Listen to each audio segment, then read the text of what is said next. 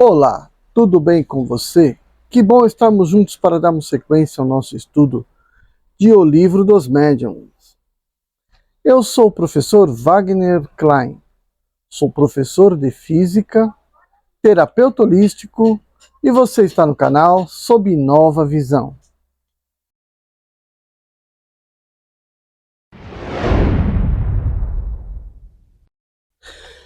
Hoje no capítulo 19 eu vou fazer a segunda parte do capítulo. E por que hoje você está vendo a segunda parte do capítulo? Porque eu coloquei errado no YouTube a primeira parte como se fosse a segunda. Mas tudo bem, vamos lá, que essa parte aqui é a interpretação dos espíritos com relação a este assunto.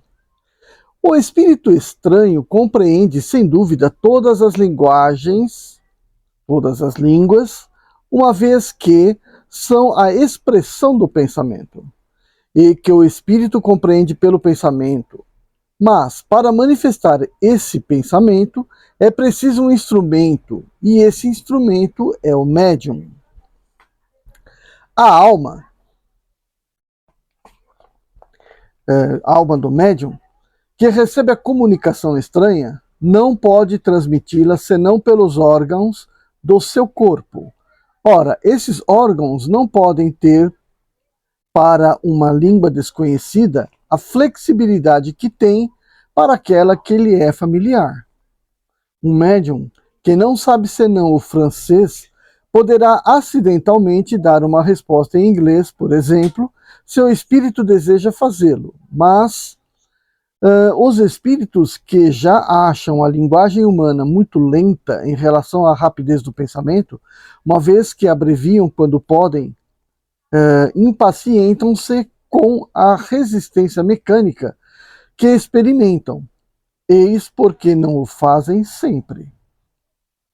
É também a razão pela qual um médium novato, que escreve penosamente e com lentidão, mesmo em sua própria língua, em geral, não obtém senão respostas breves.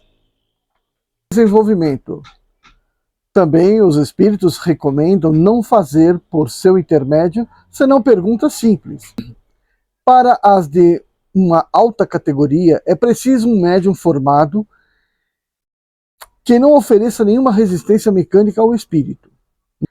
Não tomaríamos para nosso leitor um escolar que soletre. Um bom obreiro não gosta de se servir de más ferramentas. Acrescentemos uma outra consideração de grande gravidade, no que concerne às línguas estrangeiras. As tentativas desse gênero são sempre feitas com um objetivo de curiosidade e de experimentação. Ora, nada é mais antipático aos espíritos do que as provas às quais se tenta submetê-los.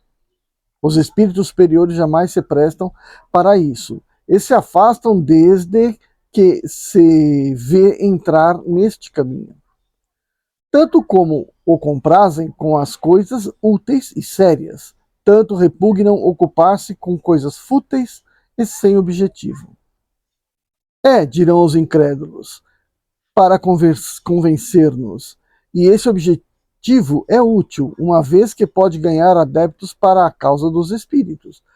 A isso os espíritos respondem: nossa causa não necessita daqueles que têm bastante orgulho para se crerem indispensáveis. Chamamos a nós aqueles que queremos e, frequentemente, esses são os menores e os mais humildes.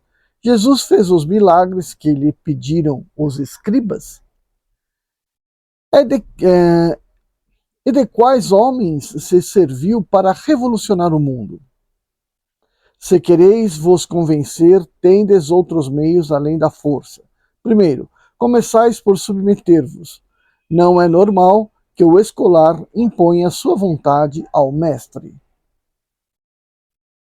Disso resulta que, salvo algumas exceções, o médium exprime o pensamento dos espíritos pelos meios mecânicos que estão à sua disposição, e que a expressão desse pensamento pode, e deve mesmo, ou mais frequentemente, ressentir-se da imperfeição desses meios. Assim, o homem inculto, o camponês, poderá dizer as mais belas coisas, exprimir os pensamentos os mais elevados, os mais filosóficos, falando como um camponês, porque, como se sabe, para os espíritos, o pensamento domina tudo.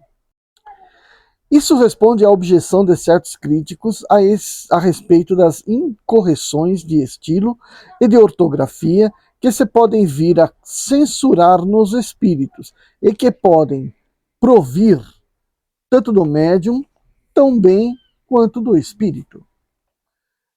Há futilidade em compreender-se em semelhantes coisas. Não é menos pueril interessar-se em reproduzir essas incorreções com uma minuciosa exatidão, como ouvimos fazê-lo algumas vezes. Pode-se, pois, corrigi-las sem nenhum escrúpulo, a menos que não sejam um tipo característico do espírito que se comunica, em cujo caso é útil conservá-las como prova de identidade. Assim é, por exemplo, que vimos um espírito escrever constantemente Julie sem S, falando a seu neto, porque, quando vivo, escrevia dessa maneira, e embora o neto, que servia-se de médium, soubesse escrever perfeitamente o seu nome. A dissertação seguinte, dada espontaneamente por um espírito superior, que se revelou por comunicações de ordem a mais elevada, resume de maneira mais clara e mais completa a questão do papel dos médiums. Qualquer que seja a natureza dos médiuns escreventes, seja mecânicos, semimecânicos ou simplesmente intuitivos, como procedimento de comunicação com eles, não varia essencialmente. Com efeito, comunicamos-nos com os próprios espíritos encarnados, como com os espíritos propriamente ditos, unicamente pela irradiação do nosso pensamento. Nossos pensamentos não têm necessidade de vestes da palavra para serem compreendidas pelos espíritos. E todos os espíritos percebem o pensamento que desejamos lhes comunicar, só pelo fato de que dirigimos nosso pensamento até eles. E isso em razão de suas faculdades intelectuais. Quer dizer que tal pensamento pode ser compreendido por tais e tais, segundo seu adiantamento, ao que, entre tais e tais, esse pensamento não revela nenhuma lembrança, nenhum conhecimento no fundo do seu coração ou do seu cérebro. Não lhes é perceptível. Nesse caso, o espírito encarnado que nos serve de médium está mais apropriado para transmitir o nosso pensamento para os outros encarnados, se bem que não compreenda que o espírito desencarnado e pouco avançado não poderia fazê-lo, se estivéssemos forçados a recorrer à sua intermediação, porque o ser terrestre coloca seu corpo como instrumento à nossa disposição, e que o espírito errante não pode fazer. Assim, quando encontramos no médium o cérebro enriquecido de conhecimentos adquiridos em sua vida atual e seu espírito rico de conhecimentos anteriores latentes, próprios para facilitar nossas comunicações, dele nos servimos de preferência, porque com ele o fenômeno da comunicação nos é muito mais fácil do que com um médium cuja inteligência fosse limitada e cujos conhecimentos anteriores fossem insuficientes. Vamos nos fazer compreender por algumas explicações claras e precisas. Com um médium cuja inteligência atual ou anterior se encontra desenvolvida, nosso pensamento se comunica instantaneamente de espírito para espírito, por uma faculdade própria da essência do próprio espírito. Neste caso, encontramos no cérebro do médium os elementos próprios para darem ao nosso pensamento a vestimenta da palavra correspondente a esse pensamento. E isso, embora seja o médium intuitivo, semimecânico ou mecânico puro. Por isso, qualquer que seja a diversidade dos espíritos que se comuniquem por um médium, os ditados obtidos por ele, inteiramente procedentes de espíritos diversos, levam um selo de forma e de cor pessoal desse médium. Sim, se bem que o pensamento lhe seja inteiramente estranho, Se bem que o assunto escape do quadro no qual se move habitualmente ele mesmo. Se bem que aquilo que queremos dizer não provenha de nenhum modo de si, ele não influencia menos a forma pelas qualidades e as propriedades que são adequadas à sua individualidade. É absolutamente como quando olhais diferentes pontos de vista com óculos coloridos, verdes, brancos ou azuis, se bem que os pontos de vista ou objetos olhados sejam inteiramente opostos e inteiramente independentes uns dos outros. Não deixam de afetar uma tinta que provém da cor dos óculos.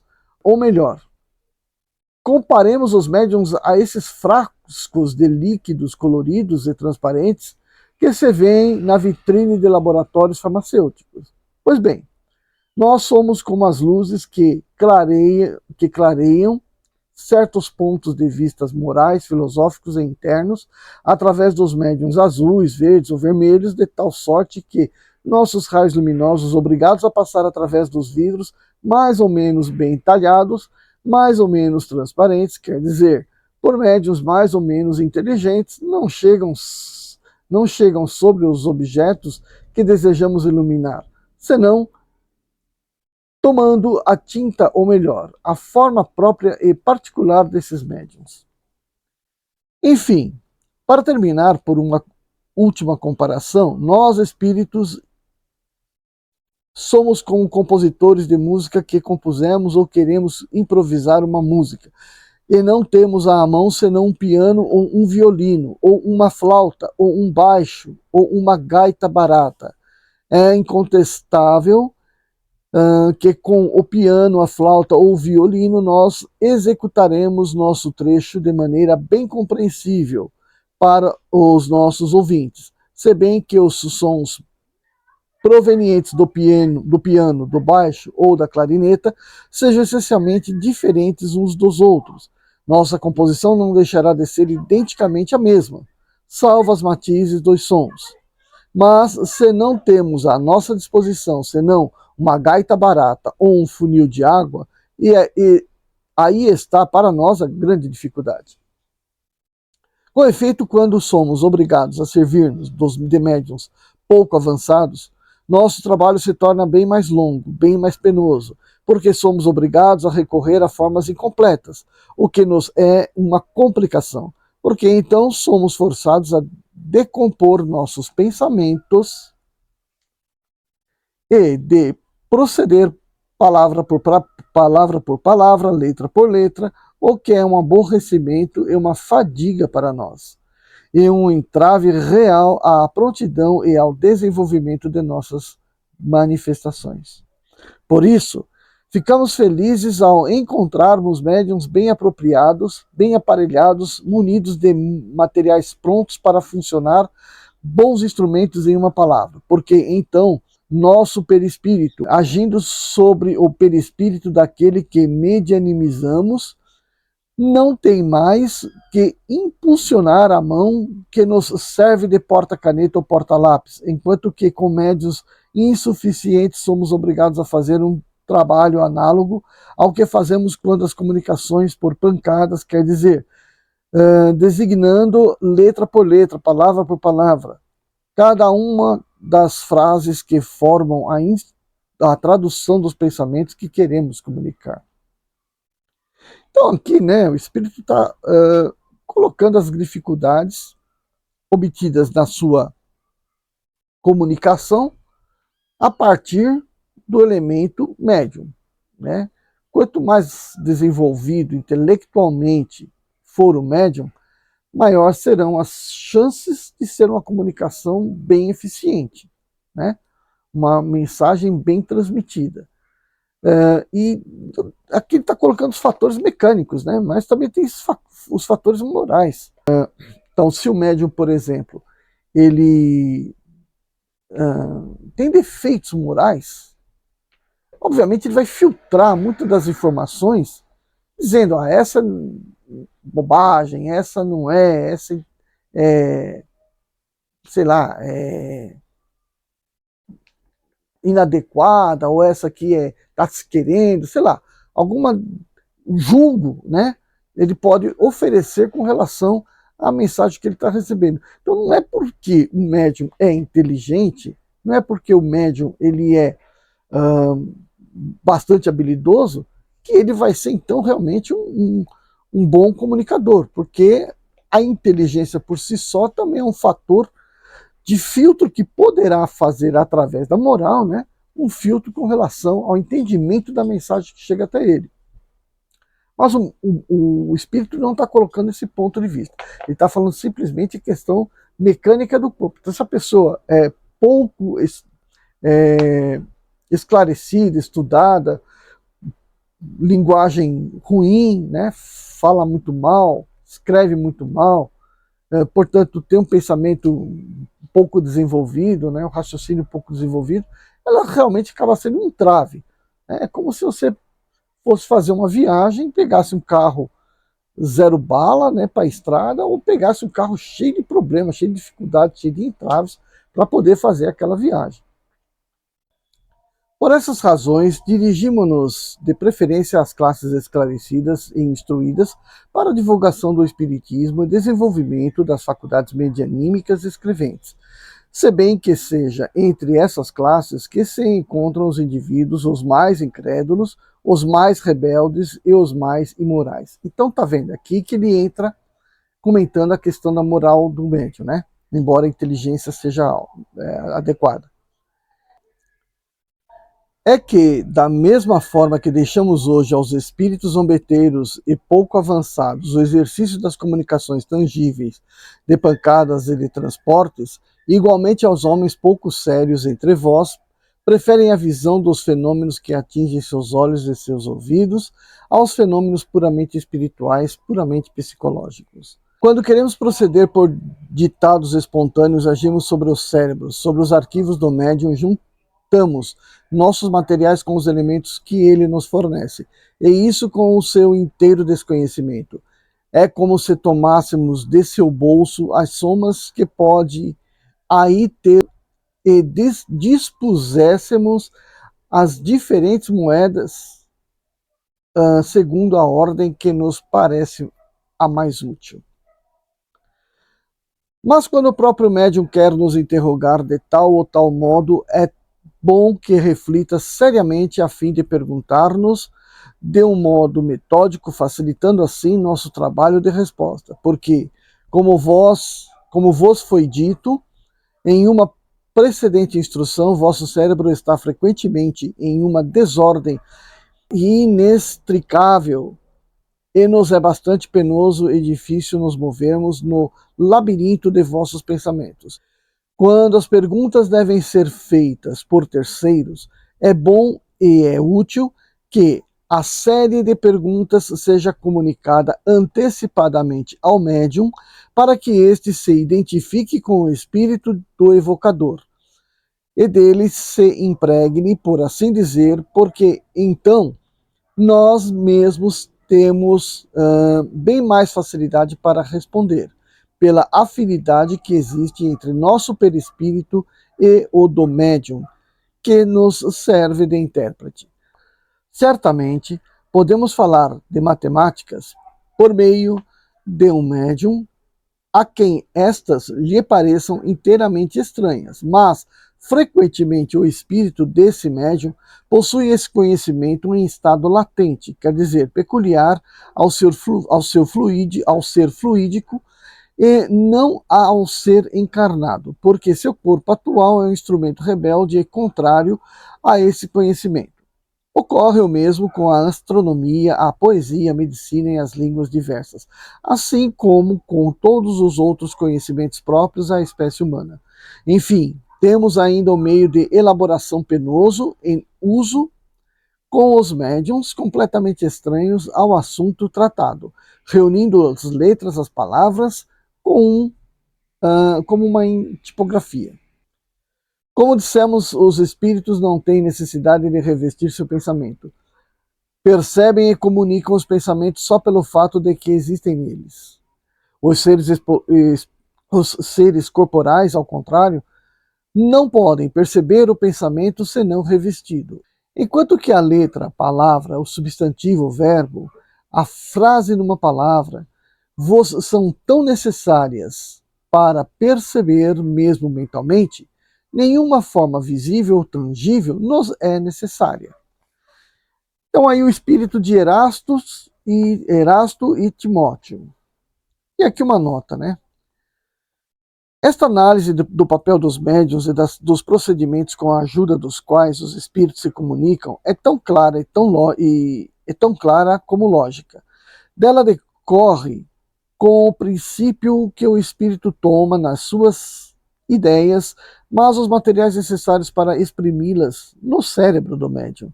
E que quanto mais esse cérebro é rico em materiais, mais a comunicação é fácil.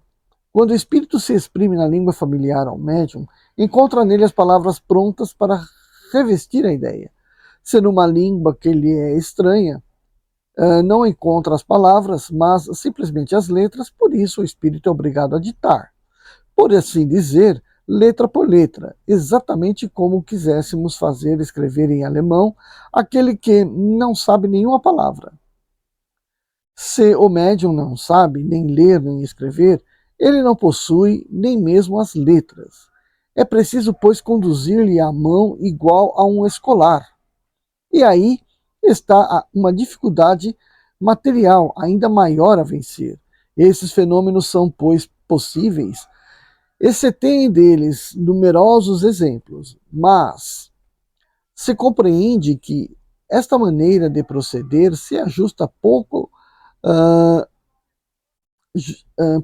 com a extensão e a rapidez das comunicações, e que os espíritos devem preferir os instrumentos os mais fáceis, ou, como eles dizem, os médiuns bem aparelhados em seu ponto de vista.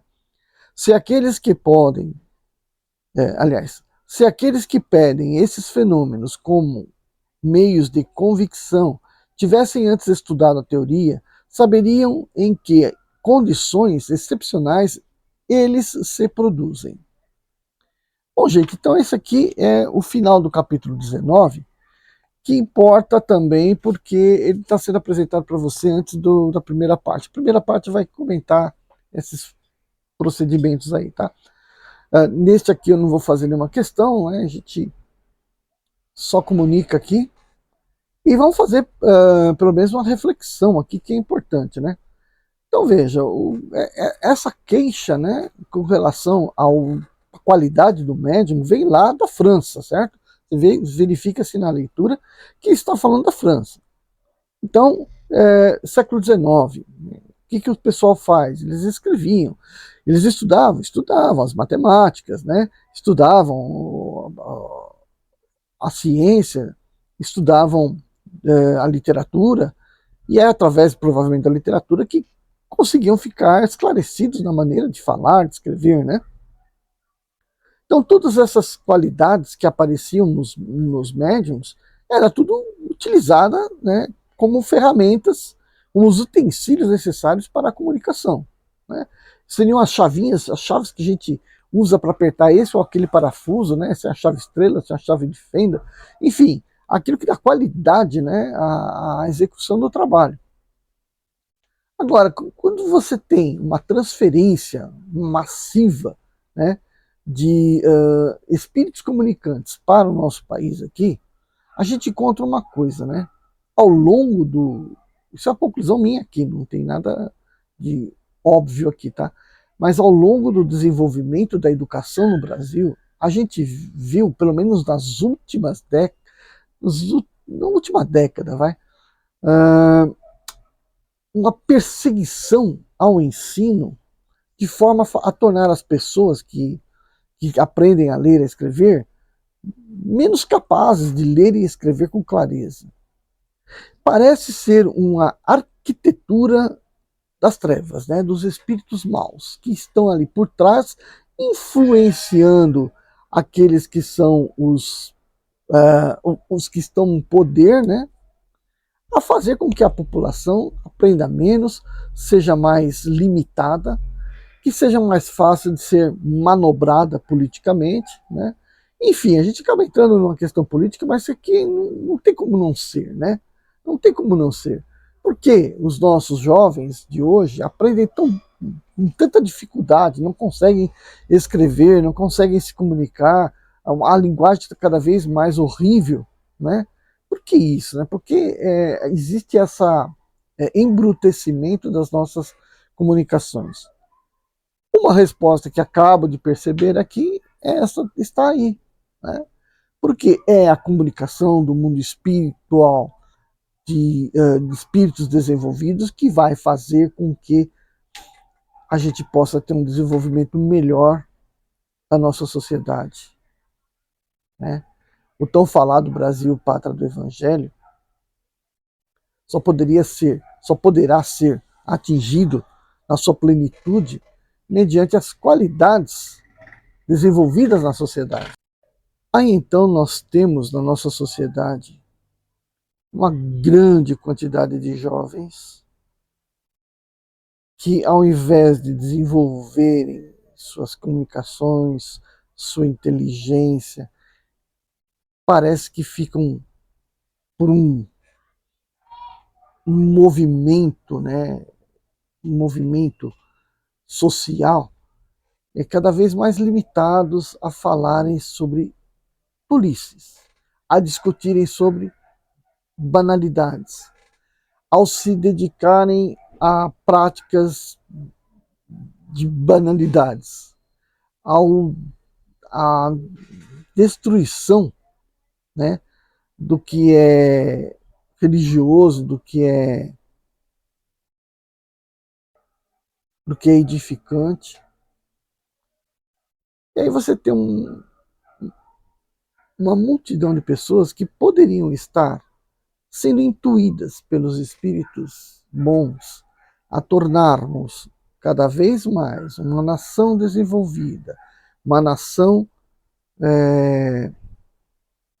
apta, né, a desenvolver todos os potenciais, sejam musicais, científicos, de arte, né?